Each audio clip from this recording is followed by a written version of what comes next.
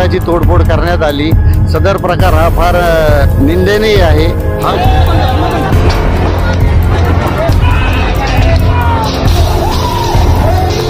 यांचा जो master mind आहे ज्यांनी करायला लावलं त्यावर सुद्धा कारवाई व्हायला पाहिजे। So the culprit should be just we should take a strict action against all these people.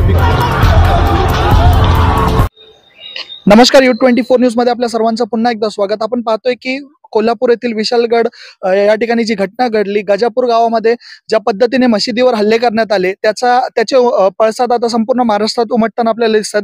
आता सध्या अहमदनगर मधील जिल्हाधिकारी कार्यालयासमोर आपण आहोत। इथं काही नागरिकांनी जिल्हाधिकाऱ्यांना निवेदन दिलेलं आहे की विशालगड प्रकरणातील जे काही आरोपी असतील त्यांच्यावरती कडक कारवाई करावी।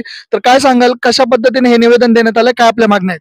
मी माजी नगरसेवक शेख मुदस्सर अहमद इसाक, मी या ठिकाणी आमच्या मित्रांसोबत एक निवेदन देण्यासाठी आलो होतो। इथे जे 14 जुलै रोजी विशालगड गजापूर गावामध्ये जे अतिक्रमणाच्या नावाखाली लोकांचे गोरगरिबांचे घराची नासधूस तोडफोड तसेच धार्मिक स्थळाची तोडफोड करण्यात आली। सदर प्रकार हा फार निंदनीय आहे। हा प्रकार जो झाला, या प्रकारामध्ये जे तोडफोड करणारे आरोपी यांना मोक्का अंतर्गत कारवाई करावी। तसेच यांचा जो मास्टर माइंड आहे ज्यांनी करायला लावलं त्यावर सुद्धा कारवाई व्हायला पाहिजे।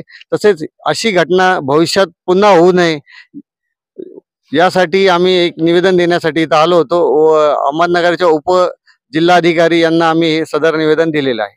निश्चितच आपण या ठिकाणी पाहतोय की उपजिल्हाधिकाऱ्यांना हे निवेदन देण्यात आलं आहे। काय अधिक माहिती द्याल, कशा पद्धतीने या सगळ्या घटनेकडे तुम्ही पाहताय की युवक म्हणून?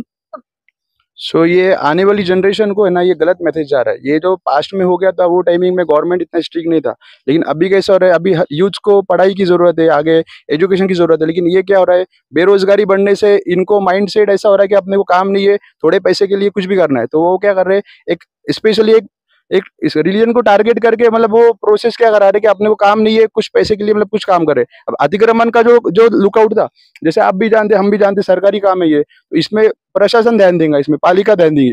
अब ये क्या कर रहे हैं, रिलीजियस प्लेस पे जाके डायरेक्ट अतिक्रमण करे, जो जिसको नॉलेज भी नहीं होती इसका, जिसको पता भी नहीं एग्जैक्टली यहाँ पे क्या इशू था, किसका था, और जबकि वो 4 किलोमीटर दूर है वहां से, वो जो लोकेशन बताया उससे 4 किलोमीटर दूर है।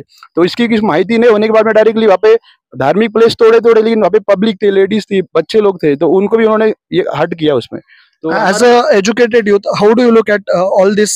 So the culprit should be just we should take a strict action against all these people, because the thing is that they are just taking us in taking us in granted, because that is the thing is we are not doing any kind of action, we are not giving any kind of application. So we are just expecting the government people to just take a strict action against this and investigate in from the ground level. जसं की आपण या ठिकाणी पाहतोय की विशालगड प्रकरणात जे काही घडलं ते निश्चितच निंदनीय होतं। अशा भावना या ठिकाणी समाजातील प्रत्येक घटक व्यक्त करताना दिसतोय। अशाच व्हिडिओसाठी आपल्या चॅनलला सबस्क्राईब करा आणि या व्हिडिओला शेअर करायला विसरू नका।